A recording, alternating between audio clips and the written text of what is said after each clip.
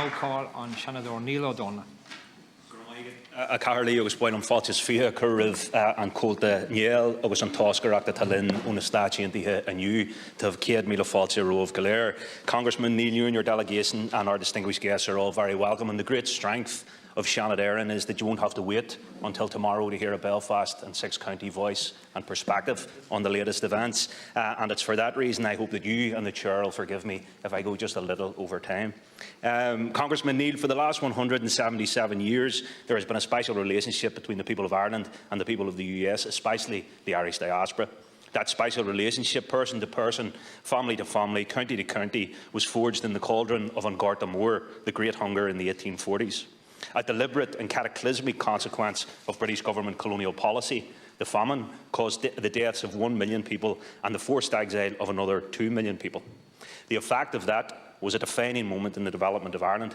It spurred on a century-long population decline, it devastated the Irish language and changed the country's demographic, political and cultural landscape. On the banks of the River Liffey, not far from here, there is a raw and emotional depiction of a destitute, starving family on their way to board a coffin ship in search of a new and prosperous life overseas. Denied such a life here, those who left never forgot the land of their birth. And while the image of that family on the banks of the Liffey is one of destitution, there is another story attached to that family. And it's a heroic story, Congressman Neal, emblematic of Ireland's long struggle for nationhood. Because those who survived the coffin ships and disembarked in the US became a bedrock upon which generations of Republicans and nationalists organised at home and in the USA for Ireland's freedom. Without that bedrock of support, the Land League would not have succeeded. The 1916 Rising and the Tan War would not have occurred. This state would not have been established. The Republican resistance in the north would not have been sustained. The IRA's ceasefire, the Loyalist ceasefires, the peace process, the Good Friday Agreement, in part, all owe their existence and durability to the direct involvement of the Irish diaspora and successive US presidents and administrations. None of the above would have been achieved without the bipartisan policy of successive administrations, and we thank them all for that support. Much of the Irish diaspora supported Bill Clinton's election campaign, and in return he took an active interest in Ireland. Following his election, President Clinton ensured that Gerry Adams and other leading Republicans were welcome into the US. Out of that, an IRA ceasefire took place. There would not have been a peace process without President Bill Clinton's personal involvement, and indeed your own. He appointed Senator George Mitchell to chair the peace talks that successfully led to the Good Friday Agreement. The involvement and presence of US presidents and politicians in the politics of the peace process has been invaluable. It has been a positive counterweight to the oft-times reckless behaviour of the British government and unionist parties, not least Boris Johnson and the divisive Brexit policy. We have seen the beneficial effects of the bipartisan approach in upholding and defending the Good Friday Agreement, and over the course of your own visit, Congressman Neal, we have once again heard clearly that there must be no physical border in Ireland, no unilateral action on the part of the British government regarding the protocol, and any attempt to undermine the GFA would result in the US Congress not supporting a bilateral free trade agreement with the UK. The recent elections in the North saw the vast majority of people demanding the re-establishment of the Assembly and Executive. It also saw the historic election of my own colleague Michelle O'Neill as the North's First Minister-designate and Sinn Féin emerge as the largest party.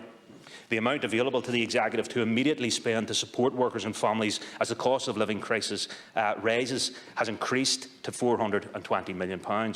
People are struggling to put food on their table and pay their bills. We need urgent action now. Sinn Féin are ready to form an executive right away, and the blocking by others needs to stop. In recent times, US representatives have had to remind the British government to honour its commitments with respect to legacy, truth and justice for the relatives of those killed in the conflict, and that amnesties in any form have no place in the peace process. Today in Belfast, before travelling to the Seanad Congressman Neal, I joined families and survivors in protesting the British government's cruel and unjust legacy bill, proposals which this Seanad unanimously rejected in a recent vote.